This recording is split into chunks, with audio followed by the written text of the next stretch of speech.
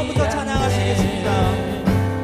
나 주의 믿음 갖고 홀로 걸어도 나 주의 믿음 갖고 실망치 않네. 폭풍 구름 몰아치고 하늘 덮어도 나 주의 믿음 갖고 실망치 않네. 주는 내 친구, 진실한 친구, 끝날까지도 주지하리. 폭풍 구름 몰아치고 하늘 덮어도 나 주의 믿음 갖고 실망치 않네. 우리 처음부터 다시 찬양하시겠습니다. 나 주의 믿음 갖고 홀로 걸어도 나 주의 믿음 갖고 실망치 않네. 폭풍 구름 몰아치고 하늘 덮어도 나 주의 믿음 갖고 실망치 않네. 주는 내 친구, 주는 내 친구, 진실한 친구, 끝날까지도 주지하리. 폭풍 구름 몰아치고 하늘 덮어도 나 주의 믿음 갖고 실망치 구주 십자가. 구주의 십자가 보혈로 죄 씻음 받기를 원하네. 내 죄를 씻으신 주 이름 찬송합시다. 우리 처음부터 찬양하시겠습니다. 구주의 십자가 보혈로 죄 씻음 받기를 원하네.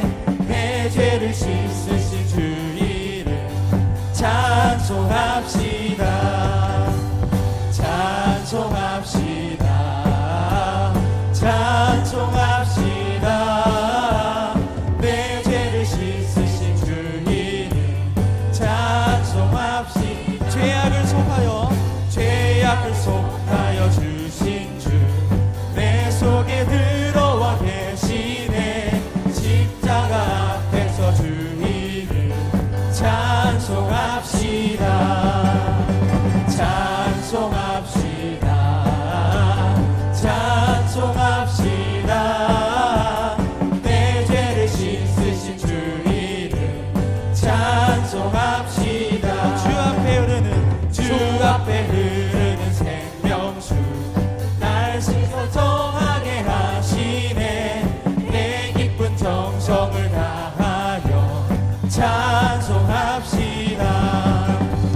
찬송합시다.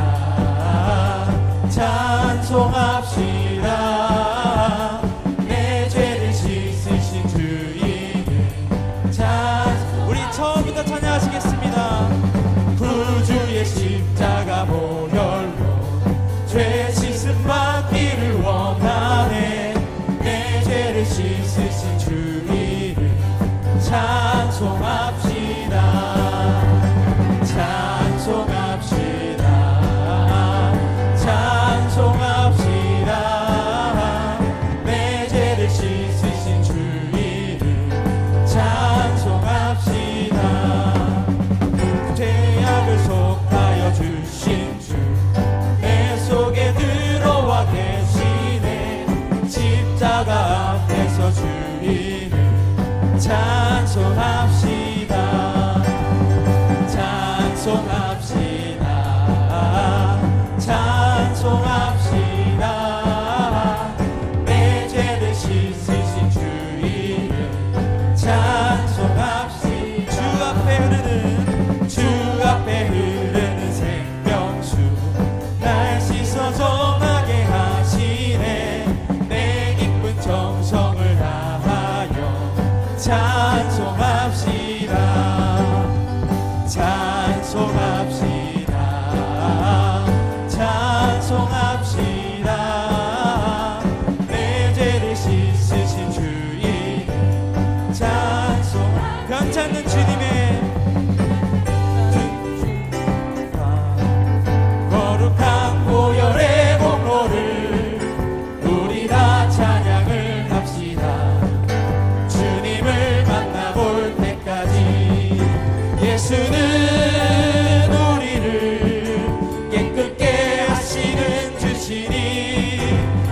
그의 피 우리를 눈보다 너희게 하셨네.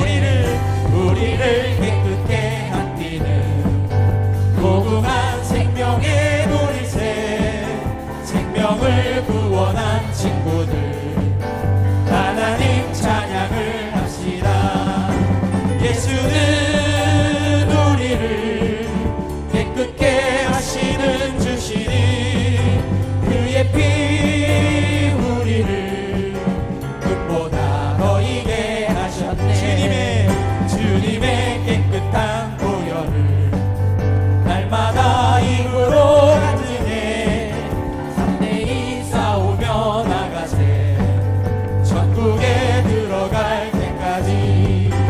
예수는 우리를 깨끗게 하시는 주시니 그의 피 우리를 눈보다 너희게 하셨네. 십자가 튼튼히 붙잡고 날마다 이기며 나가세. 머리에 면류관 쓰고서 주 앞에 찬양할 때까지. 예수는 우리를 깨끗게 하시는 주시니 그의 피 우리를 눈보다 너희게. 우리 4절 찬양하시겠습니다. 십자가 튼튼히 붙잡고 날마다 이기며 나가세. 머리에 면류관 쓰고서 주 앞에 찬양할. 우리 4절 다시 찬양하시겠습니다. 십자가 튼튼히 붙잡고 날마다 이기며 나가세. 머리에 면류관 쓰고서 주 앞에 찬양할 때까지. 예수는 우리를 깨끗게 하시는 주시니 그의 피 우리를 눈보다 너희게. 예수는 우리를 깨끗게 하시는 주시니 그의 피 우리를 눈보다 너희게. 우리 마지막으로 찬양하겠습니다. 예수는 우리를 깨끗게 하시는 주시니 그의 피 우리를 눈보다 너희게 하셨네. 예수는 우리를 깨끗게 하시는 주시니 그의 피 우리를 눈보다 너희게 하셨네. 예수는 우리를 깨끗게 하시는 주시니 그의 피 우리를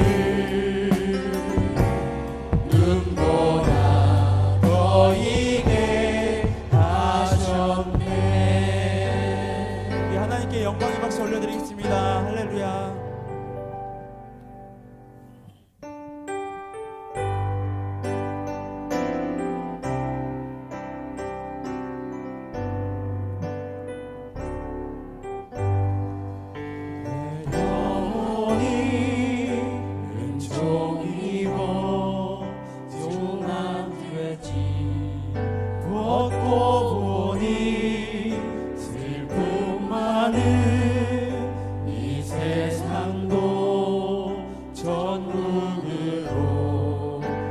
처음부터 다시 찬양하시겠습니다. 내 영혼이 은총 입어 주만 되지 벗고 보니 슬픔 많은 이 세상도 천국으로 화하도 할렐루야 할렐루야 찬양하세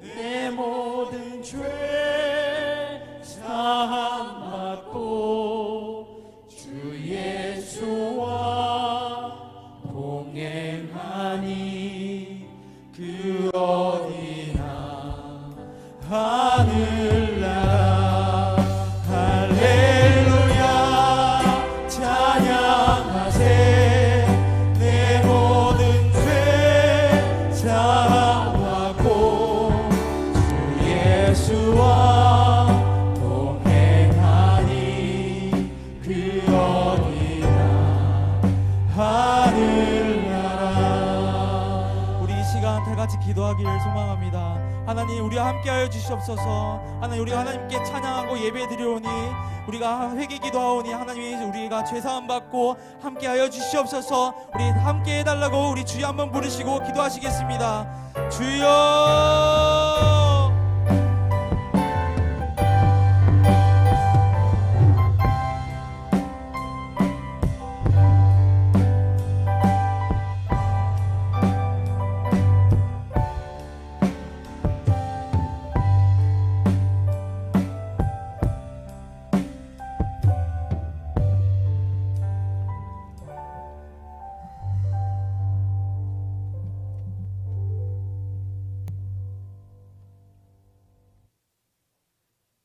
하나님 아버지 감사합니다. 찬양합니다. 사랑합니다. 바쁘고 분주했던 일상을 내려놓고 예배의 자리로 저희를 불러주신 주님 감사합니다. 자꾸만 바쁜 세상 속으로만 향하는 우리들의 발걸음, 그리고 날마다 편하고 쾌락만을 쫓아가는 우리들의 은밀한 마음들, 어찌할 수 없는 우리의 이 모든 것들을 주님 당신 앞에 내어놓습니다. 주님은 이러한 우리들을 아무런 이유 없이 불러주시고 또한 품어주시니 감사합니다. 믿음의 주요 온전케 하시는 주님, 이 시간 예배하러 영생의 식구들 모였습니다. 신령과 진정으로 드리는 귀한 예배 되게 하시고 말씀을 전하시는 목사님, 듣는 저희들 모두 성령 안에서 은혜를 나누는 귀한 시간이 될 수 있도록 도와주세요. 우리 영생 성도들의 형편과 처지를 가장 잘 아시는 주님, 영생 성도님들의 각 개인의 기도 제목마다 주님 응답하여 주세요. 그리고 이 시간 특별히 기도합니다. 병석에 누워서 마음이나 몸이 아파서 주님을 애타게 찾는 주님의 자녀들 주님 기억하여 주시옵시고, 주님 그들에게 찾아가 주시어서 위로하여 주시옵기를 이 저녁 간절히 기도합니다. 우리 각 개인과 영생 공동체가 주 안에서 어떤 일들을 하여서 하나님을 시원케 하실지 이 말씀을 통하여서 이 저녁 깨닫는 귀한 시간이 될 수 있도록 주님 도와주세요. 조금 있으면 아버지 명절입니다. 우리가 명절에 사랑하는 일가족들이 모일 때 우리를 통하여서 주님이 증거되기를 원하오니 아버지 하나님, 우리 가진 것을 나누어 줄 수 있는 귀한 믿음도 우리에게 허락하여 주세요. 그리고 이 시간 예배를 통하여서 주님 홀로 영광 받아 주시기를 원하오며 이 모든 말씀 예수님의 이름으로 감사하며 기도합니다.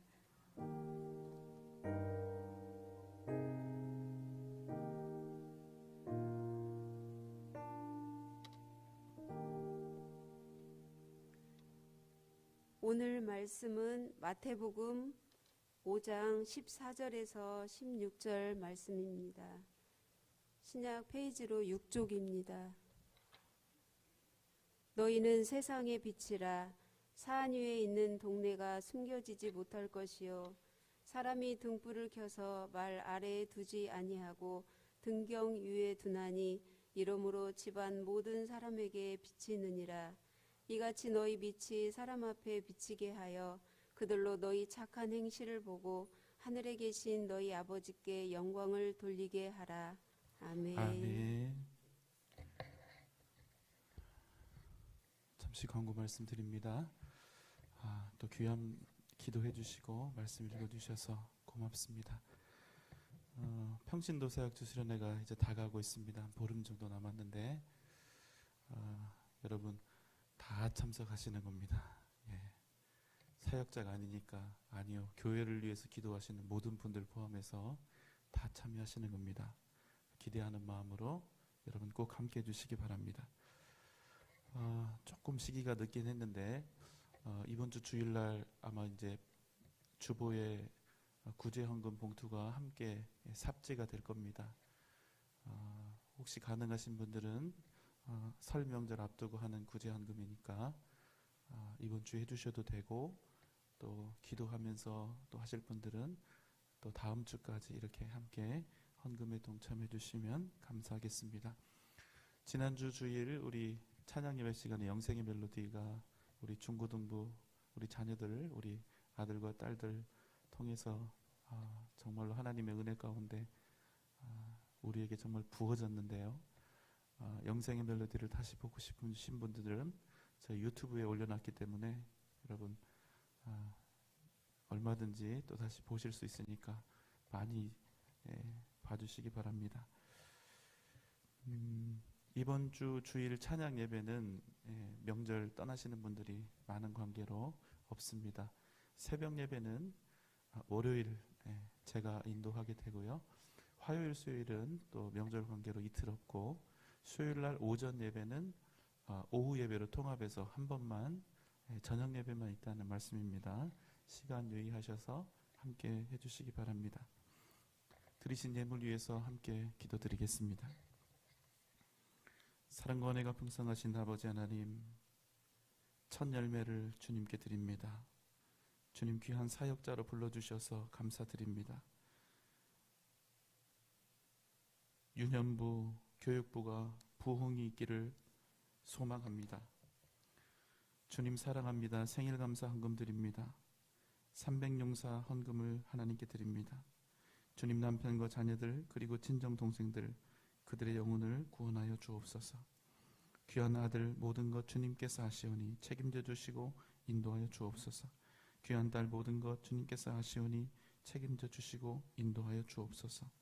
주의 은혜로 자녀 손자들 온 가족 믿음 주시어 믿음 안에서 살게 하여 주옵소서. 감사의 예물을 드립니다. 또 변함없는 기도의 제목으로 1000번째 헌금과 100번째 헌금을 주님 앞에 드립니다.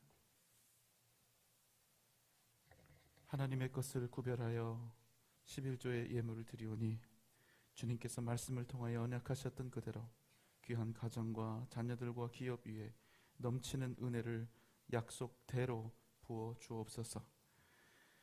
주님의 복음 증거되기를 원하며 선교 헌금을 드립니다. 또 주의 전을 위하여 건축 헌금을 드립니다. 교육부의 부흥을 기도하며 교육부 후원헌금을 드립니다. 주의 사랑 증거되기를 원하며 예수 사랑 후원헌금을 드립니다. 여름 성령 축제를 기도로 준비하며 성령 축제 후원헌금을 드립니다. 하나님 아버지, 목적대로 주님 앞에 드린 이 예물이 하나님의 뜻 가운데서 아름답게 주님의 뜻하신 바 주님이 생각하시는 그 목적대로 아름답고 귀하게 쓰여지게 하여 주옵소서.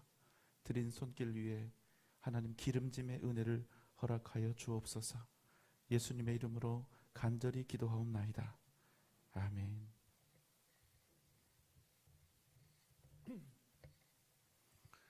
주님께서 우리에게 선언으로 정하신 정체성이 있는데요. 그것은 우리가 세상의 소금과 세상의 빛이라는 것입니다. 권유가 아닙니다. 미래의 너희들이 될 것이다 이런 말씀도 아닙니다. 지금 현재 우리는 세상의 소금과 세상의 빛이다. 이미 그렇다 이렇게 말씀을 하신 것이지요. 그래서 우리가 피할 수 없습니다. 못하겠다고 뺄 수도 없고 빠질 수도 없습니다. 이미 주님의 선언하신 그 순간 우리의 사명이 되었고 우리의 존재의 이유가 되었으며 우리가 왜 존재하는지 그 가치에 대한 모든 정의를 주님께서는 너희가 세상의 소금이요 너희가 세상의 빛이라는 말씀으로 다 정리해 주셨습니다. 여러분, 빛은 어두움을 이깁니다. 아무리 어두워도 빛은 반드시 어두움을 밝히고 어둠을 사라지게 합니다. 이것은 빛만이 가지고 있는 아주 고유하고도 강력한 능력입니다. 어둠을 밝힐 수 있는 것이 무엇입니까? 오직 빛밖에 없는 것입니다. 한 가지 우리가 주의할 것은 오늘 말씀을 통해서 우리에게 가르쳐주고 있는 이 빛은 단순히 발광체를 의미하는 것이 아닙니다. 전등이 있죠. 또 태양이 있습니다. 이런 빛을 의미하는 것이 아닙니다. 빛이 난다고 해서 우리가 눈으로 보기에 시각적으로 밝다고 해서 그것이 진정한 밝음이나 빛이 될 수는 없다는 말씀이죠. 오늘 말씀은 물리적으로, 시각적으로 어둡고 밝고에 관한 그런 것이 아닙니다. 죄와 사망으로 가득 찬 세상에서 생명과 구원을 주는 빛에 관한 말씀인 것입니다. 소돔과 고모라와 같은 세상에 하나님께서 살아계신다는 그 사실을 끊임없이 증거하며 하나님의 나라와 구원의 은혜를 드러내는 생명의 빛에 관한 말씀이라는 사실입니다. 빛은 사람을 일어나게 합니다. 빛은 사람을 깨우칩니다. 사람에게 어두움에서 떠나야 한다는 사실, 죄와 사망의 권세에서 자유케 되어야 한다는 사실을 우리로 하여금 빛은 일깨워 줍니다. 이것이 빛의 역할이고 빛의 사명이지요. 빛이 어딘가에 비추게 되면 반드시 생기는 것이 하나 있습니다. 뭘까요? 먼 림자? 예, 그림자입니다. 빛이 강렬하면 강렬할수록, 빛이 밝으면 밝을수록 그림자도 더 선명해지는 법이지요. 진정한 빛이 그래서 우리에게 비춰지면 제일 먼저 우리가 깨닫게 되는 것이 무엇이냐? 진리의 빛, 생명의 빛이 우리에게 비춰지면 내가 빛이 아니었다는 사실, 내가 어둠 속에 있었다는 사실을 제일 먼저 깨닫게 됩니다. 그리고 내 죄에 대해서, 내가 가진 이 약함과 더러움에 대해서 그저 의식적인 차원에서, 그저 신학적이고 교리적인 차원에서 이렇게 내가 죽어 마땅한 죄인이었다, 이렇게 수학 공식처럼 나오듯이 기계처럼 즉시 반사적으로 나오는 그런 고백과 인정 말고 진정한 빛이, 생명의 빛이 우리를 비추게 되면 진정으로 내가 죄인이라는 그 사실 때문에 내 속에서 애가 끓고 속이 다 들어가는 그 절망을 경험하게 되는 것입니다. 여러분, 우리가 죄와 사망의 권세로부터 구원받은 증거는 무엇입니까? 그것은 내 속에 있는 죄를 내가 정말로 뼈저리게 깨닫는 것입니다. 내가 얼마나 크고 더러운 죄인인지를 진리의 빛이 우리를 비추게 되면 우리가 비로소 알게 된다는 것입니다. 그 은혜가 크면 클수록, 그 진리의 빛, 구원의 빛, 생명의 빛이 강하면 강할수록, 강렬할수록 얼마나 내가 크고 더러운 죄를 가지고 있는 죄인이었는가 하는 그 사실을 아주 사무치게 깨달을 수밖에 없는 것입니다. 그러면 여러분, 그제서야 우리가 이제 정말 빛이 될 수 있는 첫걸음을 떼게 되는 것입니다. 우리에게 임재하신 성령 하나님께서 우리로 직접 깨닫게 하시는, 말로는 표현조차 할 수 없는 이 깊은 죄성들에 대한 이 뼈저린 인식, 성령 하나님께서는 내 안에 숨겨져 있는 저 폐부 깊숙이 숨어있는 그 죄까지도 다 밝히 드러내시고 아주 예리하게 뼈가 깎이는 듯한 아픔과 고통을 겪게 하시는 거예요.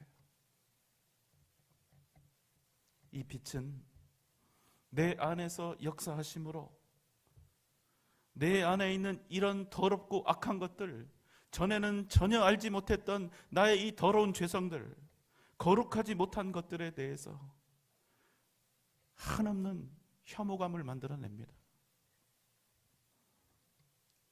그렇게 우리는 빛 대신 예수 그리스도와 복음으로 말미암아서 우리 안에 있는 어둠을 벗어내게 되는 거예요. 우리에게 있는 죄악을 드러내게 되는 것입니다. 그리고 드디어 빛이 되는 것입니다. 우리가 먼저 빛 가운데 거하게 되면 내가 가진 내 양심의 법, 내가 가진 내 의로움의 법이 아니라, 의로움의 빛이 아니라 우리가 진정 성령 하나님의 그 빛 가운데 거하게 되면 예수 그리스도의 피가 우리를 깨끗게 하신다는 사실입니다. 그래서 우리가 마침내 빛 가운데로 걸어갈 수가 있는 것입니다. 그래서 빛입니다. 그래서 우리는 빛입니다. 그러나 여러분, 한 가지 우리가 잊지 말아야 할 것은 우리는 결코 스스로 생명의 빛을, 이 진리의 빛을 만들어낼 수 있는 자생적인 원초적인 빛이 아니라는 것입니다. 우리의 빛은, 만약에 우리에게 빛이 있다면 그 빛은 우리 자신으로부터 나오는 것이 아니라 오직 우리 주님 예수 그리스도 여호와 하나님으로부터 나온 빛을 우리가 받아서 그 빛을 발하는 것입니다. 그러니까 우리가 인생 살면서 내가 무엇을 좀 잘했다고, 내가 어떤 헌신과 충성을 좀 했다고, 그래서 혼자서 영웅인 척, 스스로 더 의로운 척, 스스로 유능한 척 해봐야 아무런 소용이 없고 부끄럽게 된다는 것입니다. 왜냐하면 우리 안에는 스스로 빛을 만들어낼 수가 없기 때문에.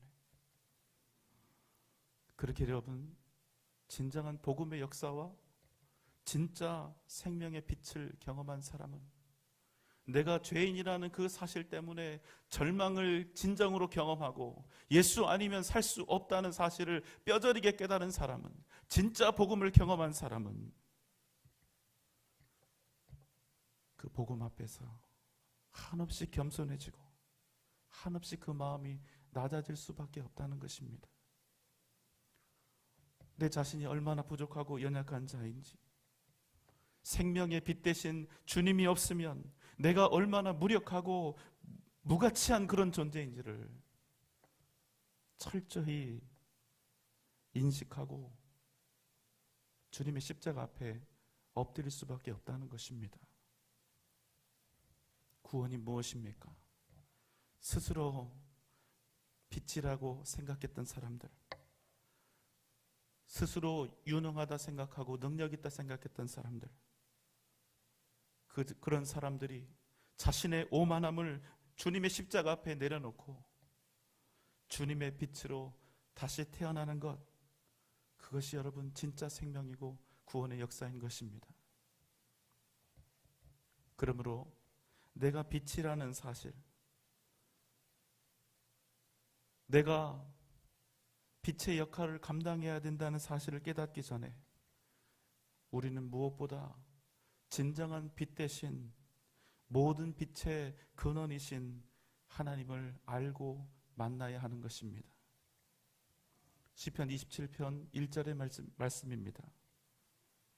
함께 읽겠습니다. 여호와는 나의 빛이요 나의 구원이시니 내가 누구를 두려워하리요. 여호와는 내 생명의 능력이시니 내가 누구를 무서워하리요. 아멘. 여호와 하나님께서 나의 빛이요 나의 구원이시라는 그 진리가 정말로 교리적으로가 아니라 정말로 우리의 이 심령의 마음판에 온전히 새겨질 때 우리는 비로소 이 어두운 세상 속에서 빛의 사명을 가지고 살아가는 그 인생, 말씀대로 살아가야 하는 그 인생에 대한 두려움을 떨칠 수가 있는 것입니다. 왜냐하면 살아계신 하나님이 우리의 능력 되심을 그제서야 온전히 믿을 수 있기 때문입니다. 우리는 가끔씩 내가 의로운 사람이라는 착각에 빠집니다. 여러분 기억하십시오. 우리는 신분상으로만 의인입니다. 주님께서 우리를 이신칭이 의인이라 불러주셨기 때문에, 의인으로 삼으셨기 때문에 우리가 의인이 된 것이지, 우리의 실체나 본질이 의인이라는 말씀은 결코 아닙니다. 그런데 내가 의인이고 내가 고매한 신앙을 가지고 있다고 생각을 하게 되면 자꾸만 예수 그리스도가 아니라 내가 높아지고 내가 빛나려 하는 것입니다. 여러분, 죄인인 우리가 스스로 빛이 되려고 하면 되겠습니까?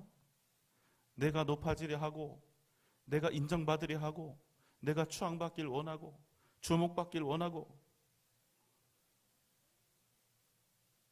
죄인인 우리가 그럴 수 있습니까? 빛인 척하고 빛처럼 대접받기를 원하고. 이 세상 모든 사람들이 공명심이 있습니다. 이름을 남기고 싶어 하지요. 우리 모두가 주의해야 합니다. 우리는 빛이 아니라는 사실, 주님께서 주신 생명의 빛으로 빛이 되었다는 사실을 우리가 기억해야 하는 것입니다. 탁월하고 은혜로운 신앙 간증도 이것을 잃게 되면, 잊어버리면 하나님을 빙자한 돈벌이가 되고 강연이 되고 연기가 되는 것입니다. 나를 드러내려고 하면, 내가 빛이 되려고 하면 우리 모두가 다 그렇게 되는 것입니다. 어쩌면 앞에 있는 제가 이 부분에 대해서 가장 경계해야 될 것입니다. 목사의 설교도 마찬가지입니다. 목사가 설교 잘해서 스타가 되려고 하거나 연예인이 되려고 하면 그것으로 목사에게 하나님이 주신 선지자 직은 끝나게 되는 것입니다. 목사는 말씀에 있는 그대로를 가감없이 전할 수 있어야 합니다. 교인들이 무서워서 말씀을 말씀답게 전하지 못하는 사람은 주님의 종으로서의 자격이 없습니다.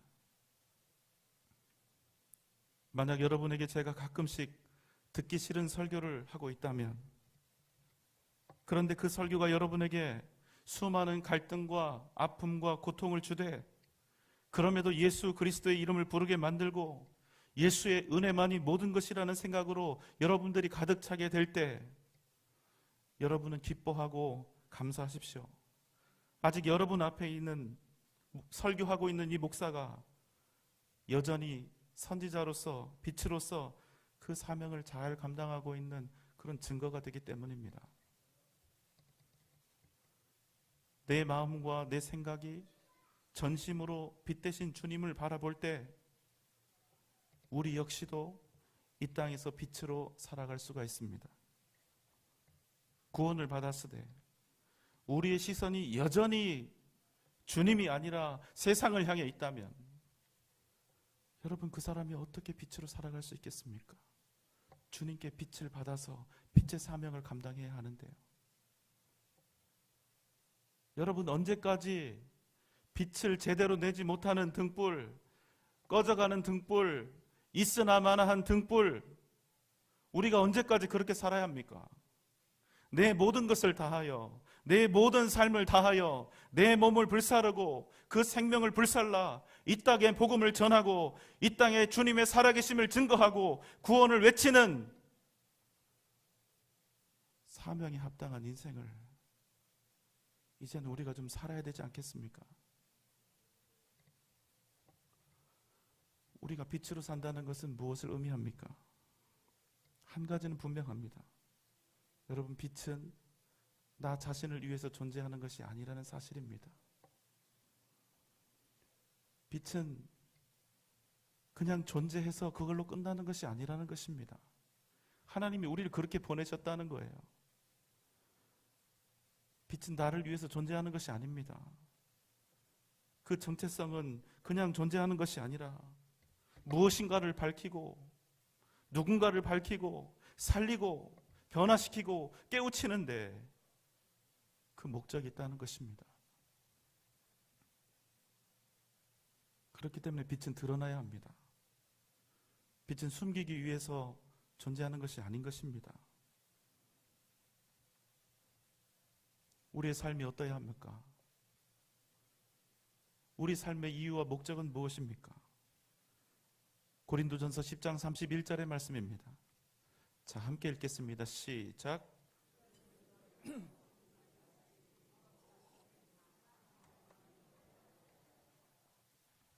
무엇을 하든지 다 하나님의 영광을 위하여 하라. 물 한 잔 마시는 것도, 직장에서 일하는 것도, 가정에서 빨래하고 청소하는 정말 하기 싫고 하찮아 보이는 그 일도, 무엇을 하든지 하나님의 영광을 위해서 하라는 것입니다.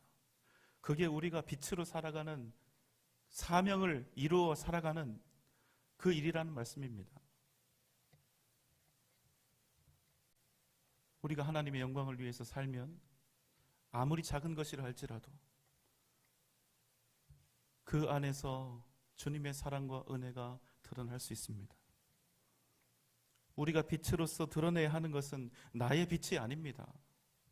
하나님의 살아계심과 십자가의 복음이어야 한다는 것입니다. 만약 내가 이 땅에서 나를 드러내고 있다면 내 인생이 아무리 찬란하고 탁월하다 하여도 우리는 여전히 어두움일 수밖에 없습니다. 나 자신을 드러내는 빛이 아니라 우리는 주님과 복음을 드러내는 빛이어야 하기 때문에 그렇습니다. 만약 우리의 삶을 통하여, 우리의 경건하고도 열정적인 삶을 통하여 예수가 아니라 나 자신만 드러나고 있다면, 아니요, 예수 그 이름보다 나 자신이 더 드러나고 있다면 우리는 빛으로서는 살고 있지 못하는 것입니다. 그런데 우리가 하나님께 빛을 원하는 이유가 무엇입니까? 우리는 그리스도의 빛이 되기보다는, 그리스도의 빛이 되기 위해서 우리 주님께 빛을 원하기보다는 내 삶에 내가 나아갈 방향을 지시하는 빛, 내 인생을 형통하게 밝혀줄 빛, 나를 빛나게 해줄 그 빛만을 원하는 경우가 많다는 것이지요. 결국 우리가 주님을 원하는 것은 무엇입니까? 진리의 빛을 원하는 이유는 무엇입니까? 주님의 만족을 위한 것이 아니라 나의 만족을 위해서 빛을 요구하는 그런 경우가 너무나 많은 것입니다. 여러분, 왜 우리가 하나님께서 세상에 보내시는 편지라 이렇게 말씀하시는 줄 아십니까? 그것은 우리는 세상에 보내진 하나님의 편지, 그 누구의 편지도 아닌 하나님의 편지이기 때문에 그렇습니다. 그리스도의 편지이기 때문에 그렇습니다. 우리가 이 땅에 그리스도의 편지로 보냄을 받았습니다. 그런데 편지가 이 땅에 왔는데 편지만 드러나고 이 편지를 보낸 진짜 주인이 드러나지 않는다면 이 편지는 더 이상 편지가 아닌 것입니다. 여러분, 한번 나의 삶을 되돌아보면 좋겠습니다. 우리가 그리스도의 편지인데, 우리가 주님의 빛을 받아서 이 땅에서 빛으로 살아가야 하는 그런 사람들인데, 내가 비추는 빛을, 내 인생의 빛을, 삶의 빛을 보면서 믿지 않는 나의 가정의 형제 자매들, 내 부모 형제, 나의 남편과 아내, 내 직장의 동료들이 내가 사는 이 삶의 빛을 통해서 예수를 바라보고 있는가? 하나님의 살아계심을 바라볼 수 있는가?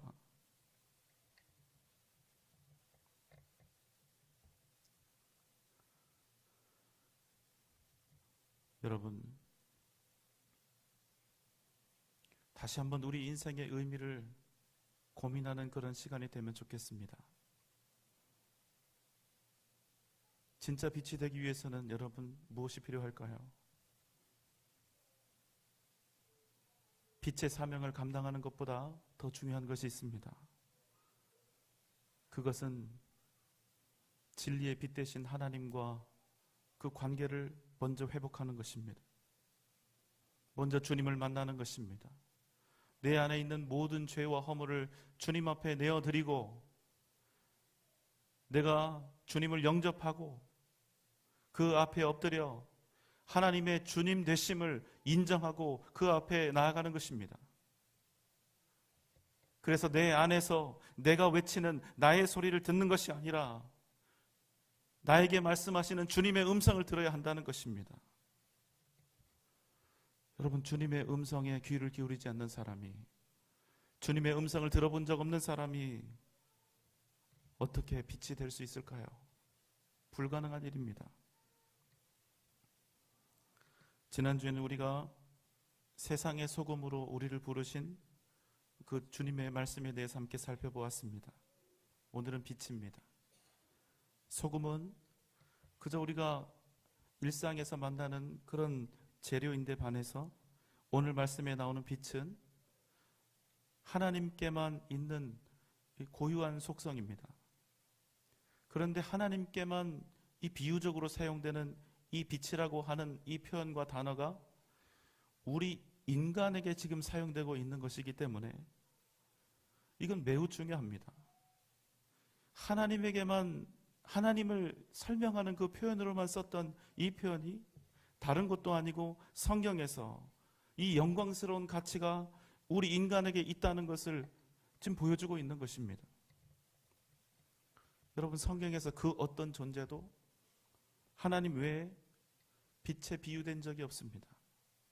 그런데 우리에게 이 특권이 주어졌다는 거예요. 오직 하나님의 형상으로 지어진 인간에게만 주어진 표현입니다. 저는 개를 좋아합니다. 아시는 분 아시겠지만 저는 개를 기르고 있고요. 그런데 여러분, 아무리 개가 예쁘고 좋아도 개는 개이지, 개를 빗대어 하나님의 형상이나 인간과 동등하다고 말하지 않습니다. 하나님께서 이 세상을 지으실 때 각각의 존재는 그 각각의 존재에 맞는 표현과 그에 합당한 대우를 받도록 그렇게 지음을 받은 것이지요. 이것을 다른 용어로 이야기하면 창조 질서라고 말합니다.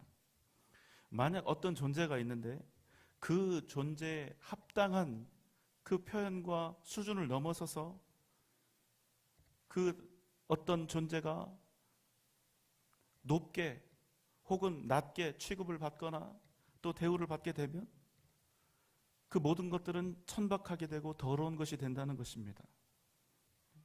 얼마 전 인도에서 개와 결혼한 18세 소녀의 이야기가 전해졌습니다. 그 오전에는 저런 미친 막 이런 얘기도 나왔었습니다. 여러분, 이건 신기함을 넘어서 혐오스럽고 참혹하고 천박한 일이 되는 것입니다.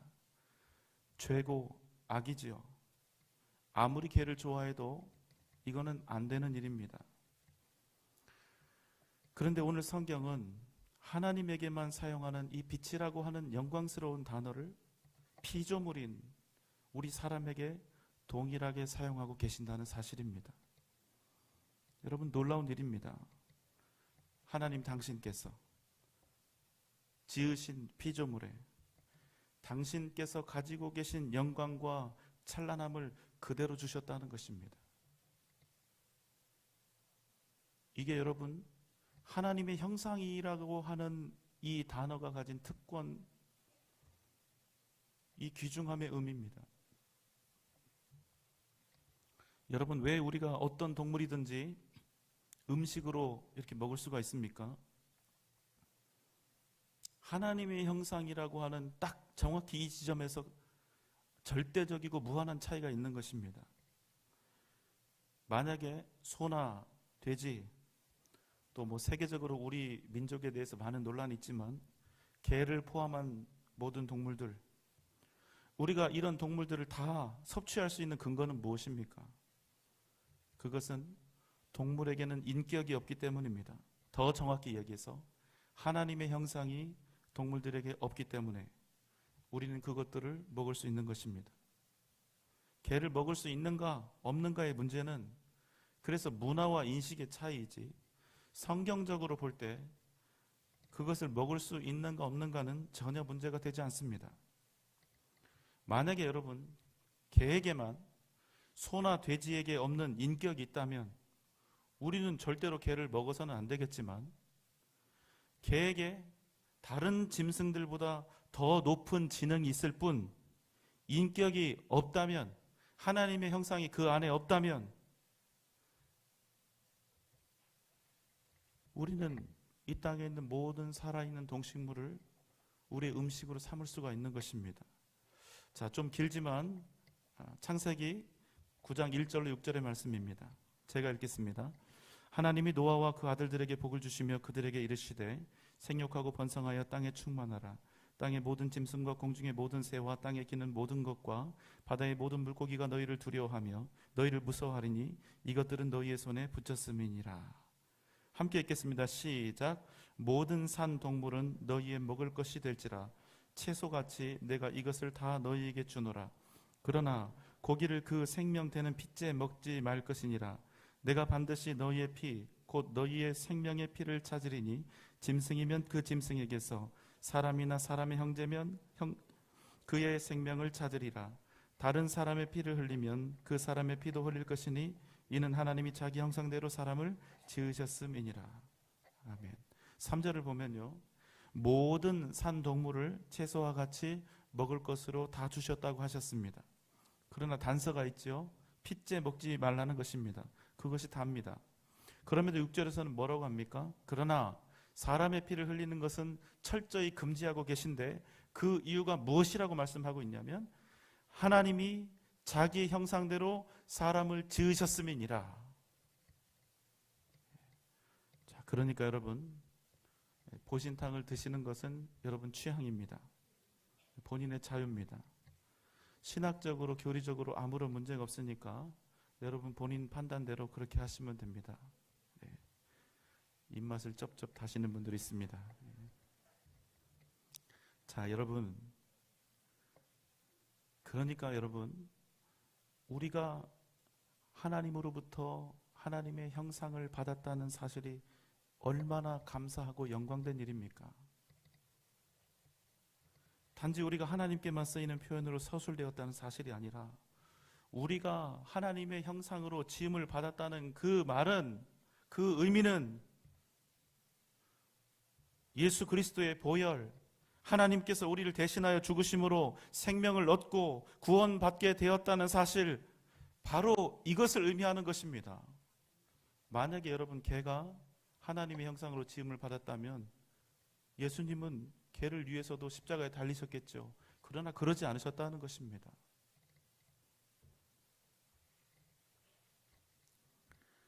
하나님은 우리를 빛이라고 칭하십니다. 14절 말씀 함께 읽겠습니다. 시작. 너희는 세상에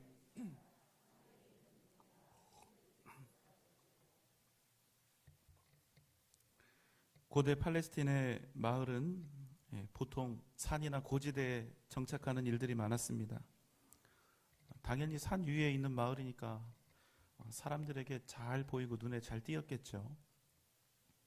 특히 해가 진 후에 어두운 밤에는 이 산 위에 있는 도시들이 각 집집마다 이렇게 불을 켜면 아마 멀리서도 쉽게 잘 보였을 것입니다. 자, 이런 배경을 가지고 14절의 말씀을 정리하면 우리는 세상의 빛이기 때문에, 하나님께서 우리를 세상의 빛으로 부르셨고 이미 세우셨기 때문에 산 위에 있는 동네가 세상 앞에 숨겨지지 않고 심지어는 어두운 밤에조차 사람들 눈에 잘 띌 수밖에 없는 것처럼 하나님의 자녀들은 세상에서 그 어떤 사람들보다 밝히 드러나고 주목받을 수밖에 없다. 그것이 바로 오늘 이 말씀입니다. 여러분, 우리가 눈에 잘 안 띄면 조금 엉성하게 살아도 되는데 너무너무 잘 띈다는 것입니다. 예수님을 안 믿는 사람들조차도 우리 믿는 사람들에 대해서 주목하여 보고 지대한 관심을 가지고 있다는 것입니다. 예수를 믿는다는 그 이유가 많은 사람들의 기대와 관심을 갖게 된다는 것입니다. 그래서 여러분, 우리는 싫든 좋든 피할 수 없는 사명, 세상의 빛으로 살아야 하는 소명, 소금으로 살아야 하는 사명이 우리에게 있는 것입니다. 다시 말씀드리지만 하나님께서 우리를 교회의 소금, 교회의 빛으로 부르신 것이 아니라는 것, 세상의 소금과 세상의 빛으로 부르셨다는 사실, 여러분 이것을 기억하십시오. 15절 말씀입니다. 함께 읽겠습니다. 시작.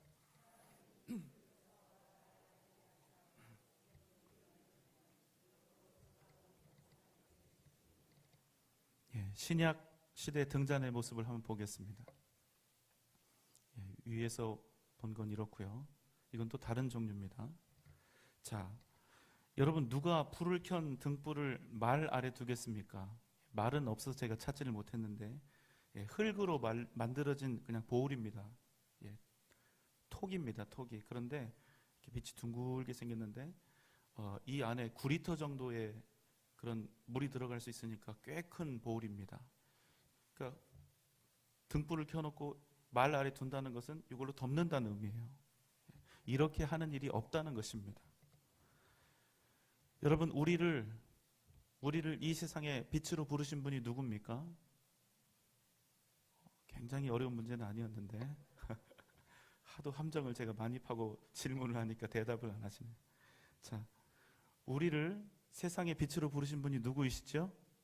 예, 맞습니다. 하나님이십니다. 그래서 오늘 이 말씀의 주체는 하나님이 되시는 것입니다. 그런데 하나님께서 우리를 세상의 빛으로 부르신 이상 우리를 세상에서 덮어두지 않으시고 가리도록 이렇게 하지 않으시고 우리를 등경 위에 높이 올리신다는 것입니다. 물론 이것을 세상의 명예나 어떤 지위로 이해하시면 곤란하고요. 이 말씀을 너희를 높이 이렇게 올려주겠다 이런 의미가 아니라 하나님께서 우리를 빛으로 부르신 이상 반드시 우리로 하여금 빛으로 살게 하시겠다는 하나님의 의지가 담겨져 있는 것입니다. 16절 함께 읽겠습니다. 시작. 이같이 너희 빛이 사람 앞에 비치게 하여 그들로 너희 착한 행실을 보고 하늘에 계신 너희 아버지께 영광을 돌리게 하라. 아멘. 14절 15절은 우리가 빛으로서 세상 앞에 들려질 것이다 이런 말씀이고요. 16절은 우리의 빛이 어떤 역할과 어떤 사명을 가지고 있는가에 대한 그런 말씀입니다. 오늘 말씀에서 주님은 이렇게 딱 정하시는데요. 너희 착한 행실, 착한 행실. 다른 사람의 착한 행실이 아니라 너희의 착한 행실이라고 합니다. 무슨 말입니까? 다른 사람 착한 행실이 아니라 네가 그렇게 살라는 것입니다. 다른 사람들이 믿음으로 살아가는 것 바라보면서 다른 사람들이 믿음으로 선한 행실, 착한 행실 하는 것 그거 보면서 잘한다, 애썼다, 칭찬하고 부러워하고 박수치는 그런 사람 되지 말고 네가 착한 행실을 하면서 네가 믿음으로 살아내라는 것입니다. 왜? 우리는 그거 구경하면서 박수치도록 부름받은 사람들이 아니기 때문에 세상의 소금이요 세상의 빛으로 우리 각각이 부름받았기 때문입니다. 나는 안 된다고, 나는 이 정도 했으면 최선을 다한 거라고, 여기까지라고 그렇게 하지 말고 네가 그 일을 하라는 것입니다. 착한 행실이 없는 빛은 여러분 없지요. 여러분 하나님께서 우리를 부르시고 이렇게 한 공동체가 되게 하시고 교회를 이루게 하셨는데 교회의 가장 중요한 목적이 무엇입니까? 가장 중요한 것은 우리가 함께 하나님을 예배하는 것입니다. 이 일보다 더 중요한 우리의 존재 이유나 목적은 없습니다. 교회의 목적이 또 있습니다. 두 번째, 성도의 교제입니다. 여러분 개중에 물론 이렇게 수요 예배 드리시는 분들은 그래도 열심히 예배를 참석하시는 분들이지만 어떤 분들은 그냥 예배만, 내 개인적인 예배만 잘 드리면 그것으로 내 모든 신앙생활이 끝났다 이렇게 착각하시는 분들이 많은데 여러분 기억하십시오. 성도 간의 교제가 없는 것은 우리가 그냥 예배만 모였다가 흩어지고 또 예배 시간 되면 모였다가 또 흩어지고 이렇게 성도의 교제가 없는 것은 자기 중심적으로 믿기 원하는 우리의 이기적인 마음 때문이라는 것입니다. 여러분 주님의 몸된 교회가 가족이요 공동체라고 하는데 그냥 이 교회를 예배드리는 장소로 그렇게 치부해 버리지 않고 우리가 정말로 가족이라고 생각하고 그리스도의 몸된 지체라고 생각을 하면 어떻게 성도의 교제가 없을 수가 있습니까? 어떻게 성도의 교제를 하지 않으면서도 내가 교회라고 이야기할 수 있습니까? 이스라엘 공동체는 여러분 예배를 위해서 모였으나 그 자체가 가족이요 공동체고 한 몸이었다는 사실을 여러분 잊지 마시기 바랍니다. 여러분 우리 교회가 재정이 막 넘쳐나는 그런 편이 아닙니다. 그래서 우리가 하루하루 저를 포함해서 우리들 모두가 최선을 다해서 절약하면서 하루하루 우리 교회를 믿음 안에서 유지하고 있습니다. 그런데 그럼에도 불구하고 우리가 상당한 비용이 드는 만남의 장소와 카페를 굳이 만들려고 하는 이유가 바로 여기 있습니다. 여러분 교회는요 어떤 특정한 목적이 있을 때 우리 청소하자, 우리 모임 갖자, 이번에는 식사 준비하자, 어떤 봉사하자. 여러분 교회는 이런 특정한 목적이 있을 때 나오는 것이 아니라는 것입니다. 언제든지 누구라도 어떤 약속이나 어떤 봉사의 계획이 없다 할지라도 항상 나와서 교회를 사랑해서 그저 교회가 좋고 교회에 가고 싶고 교회에 있고 싶어서 이유도 없이 아무런 까닭도 없이 그냥 나와도 나 같은 마음을 가진 사람들이 함께 자유롭게 모여서 기쁨으로 믿음 안에서 어우러질 수 있어야 한다는 것입니다. 그래야 교회죠. 어느 때라도 그냥 교회가 가고 싶어서 나오면 교회를 사랑하는 다른 형제 자매들이 항상 와 있고 교회를 채우고 있고 함께 주님 안에서 그들과 함께 자유롭게 사귐과 교제를 나눌 수 있는 곳, 교회는 그런 곳이 되어야 한다는 것입니다. 그런데 우리 교회가 아직 그런 장소가 없습니다. 우리 교회가 절대로 작은 교회가 아닌데요. 와도 계실 데가 없습니다. 아시죠? 그래서 교회에 올 수가 없어요. 전도하자 그럼 나오십니다. 봉사하자 그럼 나오십니다. 그런데 교회에 놀러 나오는 사람이 없어요.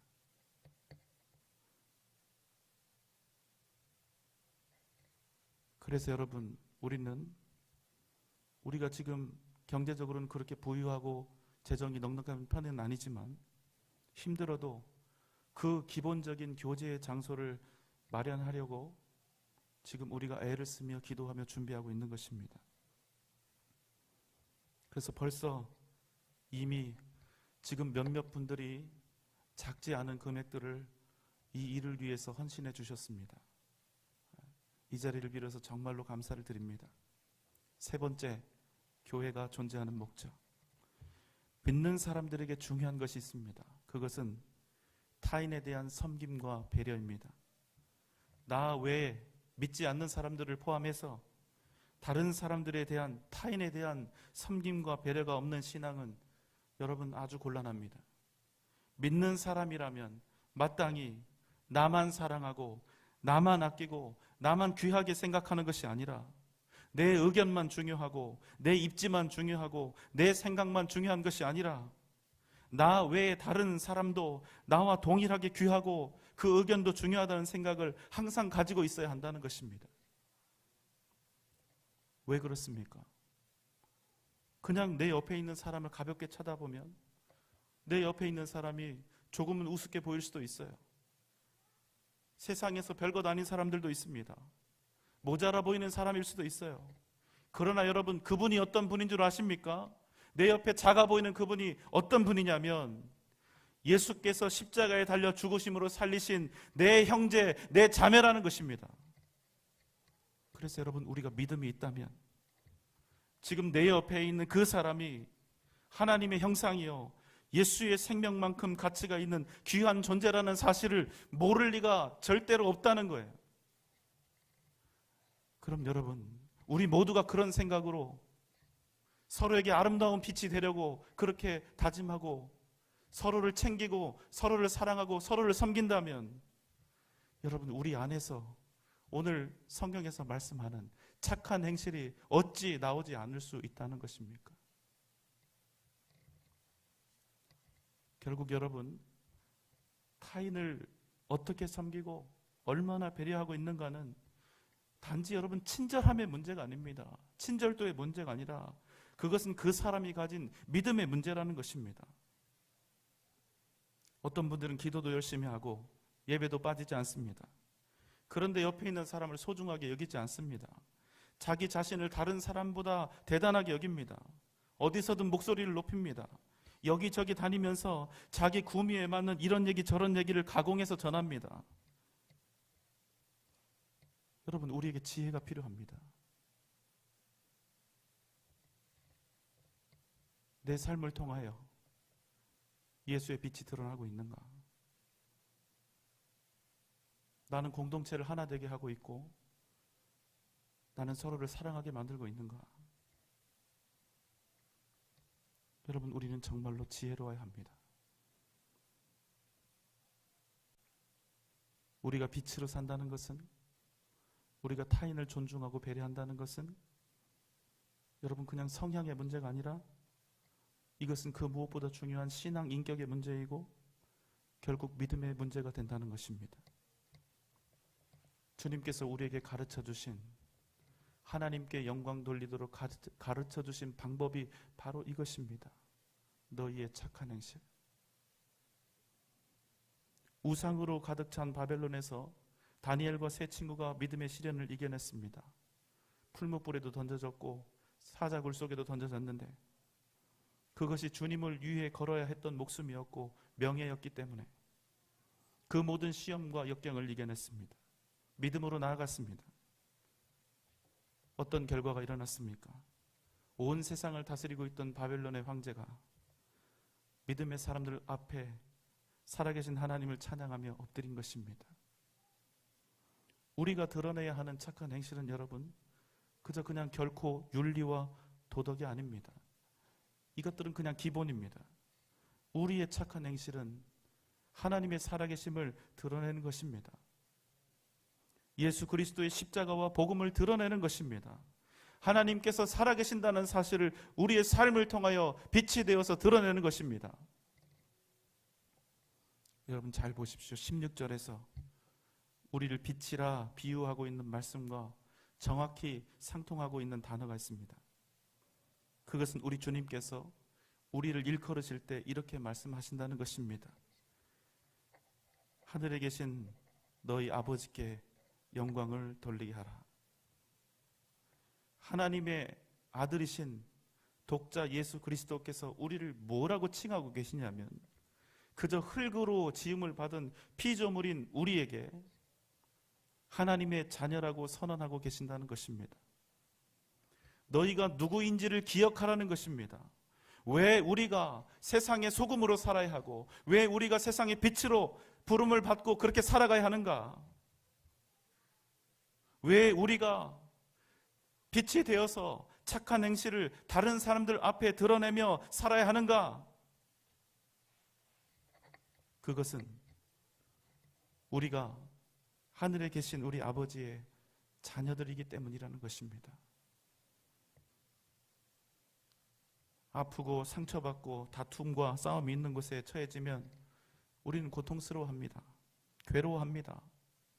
피하고 싶고 그 자리를 떠나고 싶습니다. 그러나 여러분 잊지 마십시오. 그곳에 하나님이 살아계신다는 사실을 전할 수 있는 것은 바로 나라는 것입니다. 우리뿐이라는 것입니다.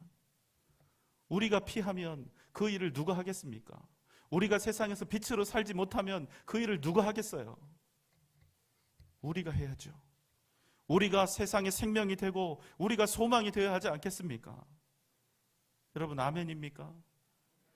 우리가 선과 악에 대해서 하나님의 뜻이 무엇인지에 대해서 세상이 듣지 않아도 사람들이 귀를 틀어 막아도 우리의 입술로 우리의 삶으로 우리가 빛이 되어서 전하고 또 전해야 한다는 것입니다.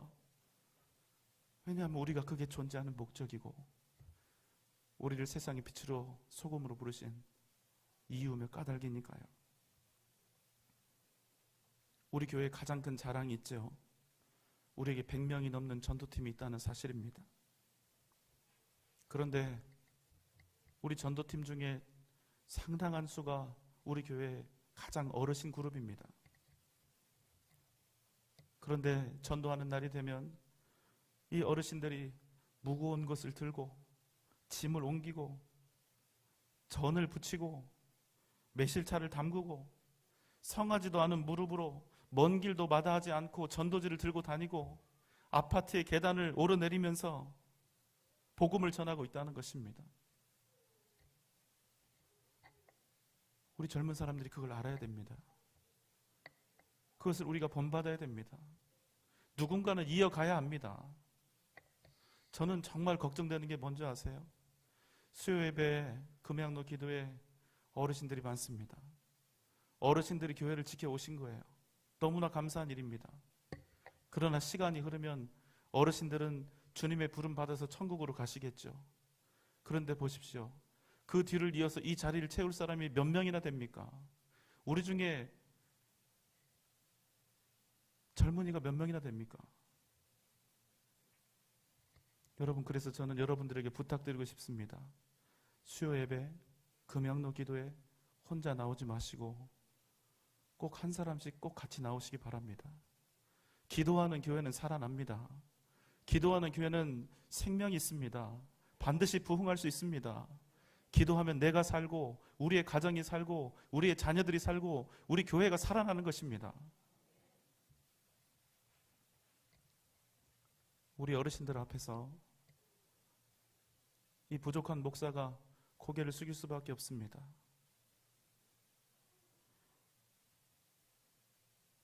여러분, 우리가 빛으로 사는 것을 포기하거나 빛으로 살아가는 이 사명을 적당히 하면 안 됩니다. 우리를 통해서 하나님의 살아계심이, 생명과 구원의 향기가 반드시 드러나야 하는 것입니다. 이 일을 우리가 하지 않으면 할 사람이 없습니다. 우리가 예수를 제대로 믿지 않으면, 우리가 예수를 잃으면, 아니요, 우리의 삶을 통해서 예수의 생명이 온전히 드러나지 않으면 그냥 그것으로 끝나는 것이 아니라 우리가 사명을 제대로 감당하지 못하면 이 땅에 수많은 영혼들이 죽는 것입니다. 요한복음 3장 19절 말씀입니다. 그 정죄는 이것이니 곧 빛이 세상에 왔으되 사람들이 자기 행위가 악함으로 빛보다 어두움을 더 사랑한 것이니라. 사랑하는 여러분, 빛 대신 주님을 따라서 사는 삶, 우리가 주님의 빛을 받아서 주님의 빛이 되어서 세상을 밝히고 세상을 살리고 세상을 변화시키면서 세상을 구원하는 그 일 때문에 우리가 받게 될 세상의 손가락질과 비난을 여러분 두려워하지 마십시오. 주님께서 함께하고 계십니다.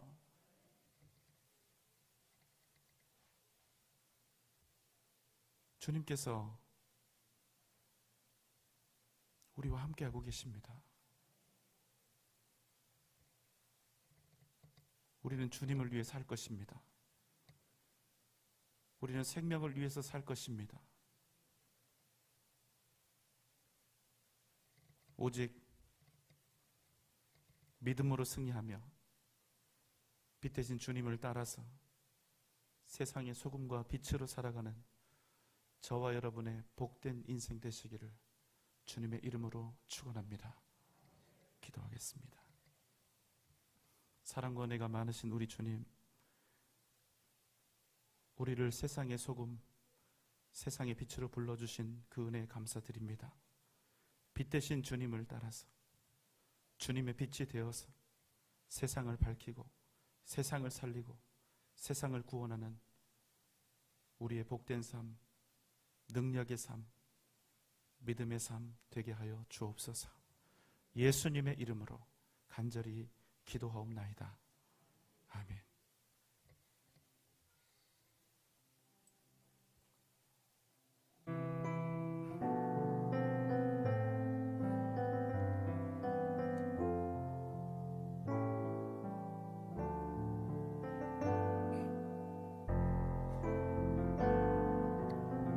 주님의 성령, 주님의 성령 지금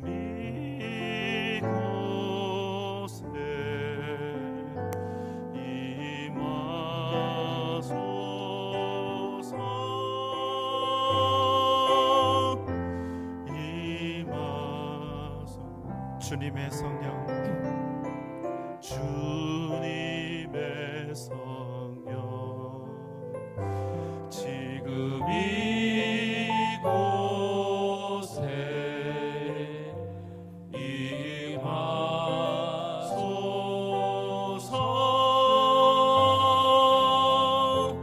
임하소서.